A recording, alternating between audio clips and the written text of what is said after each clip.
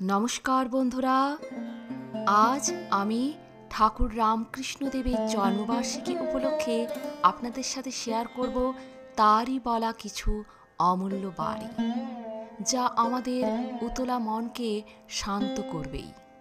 তো চলুন শুনে নেওয়া যাক ঠাকুরের কিছু বাণী। তিনি বলেছেন, যে ব্যক্তি মানব জন্ম লাভ করার পর যা অর্জন করা এত কঠিন, সে এই জীবনে ঈশ্বরকে উপলব্ধি করার চেষ্টা করে না, সে বৃথা জন্মগ্রহণ করে।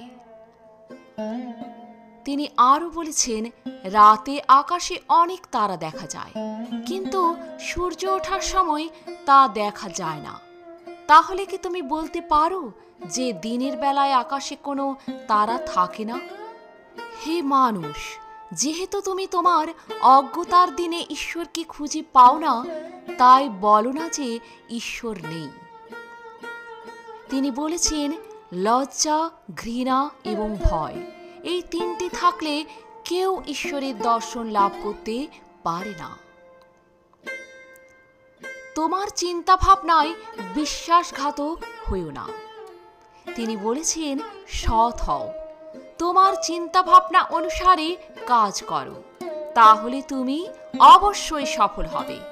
আন্তরিক ও সরল হৃদয় প্রার্থনা করো, তোমার প্রার্থনা শোনা হবে।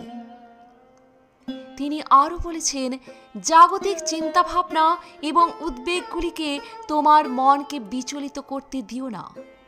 সঠিক সময়ে যা কিছু প্রয়োজন তা করো এবং তোমার মন সর্বদা ঈশ্বরের উপর নিবদ্ধ রাখো। ঠাকুর বলেছেন, তোমার মনে রাখা উচিত যে ভক্তের হৃদয় হল ঈশ্বরের আবাসস্থল। তিনি নিঃসন্দেহে সকল প্রাণীর মধ্যে বাস করেন, কিন্তু তিনি বিশেষ করে ভক্তের হৃদয়ে নিজেকে প্রকাশ করেন। ভক্তের হৃদয় হল ঈশ্বরের আবাসস্থল।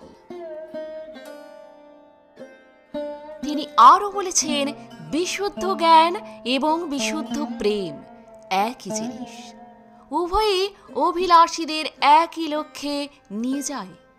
প্রেমের পথ অনেক সহজ। ঠাকুর এও বলেছেন, ঈশ্বরের শ্রেষ্ঠ ভক্ত কে?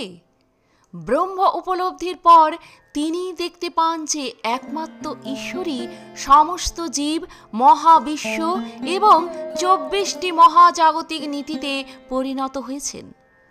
প্রথমেই পার্থক্য করে বলতে হবে এটা নয়, এটা নয়, এবং ছাদে পৌঁছাতে হবে।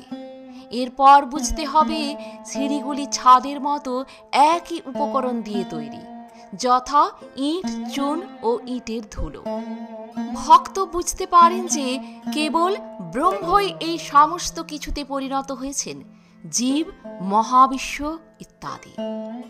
পৃথিবীতে জল পাখির মতো বাস করো। জল পাখির সাথে লেগে থাকে, কিন্তু পাখিটি তাকে ঝেড়ে ফেলে।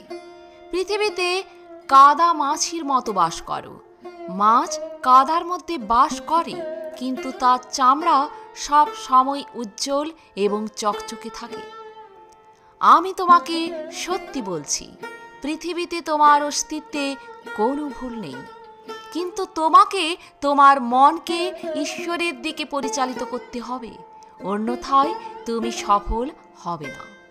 এক হাতে তোমার কর্তব্য করো এবং অন্য হাতে ঈশ্বরকে ধরে রাখো। কর্তব্য শেষ হওয়ার পর তুমি উভয় হাতে ঈশ্বরকে ধরে রাখবে।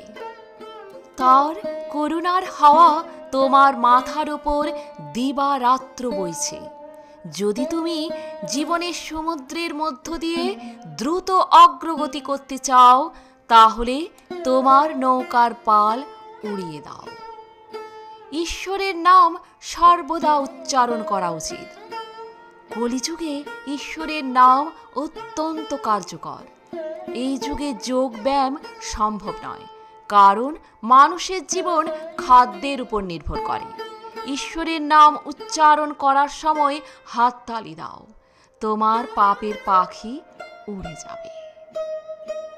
প্রণাম ঠাকুর। আজ এ পর্যন্তই। ভালো থাকবেন, সুস্থ থাকবেন।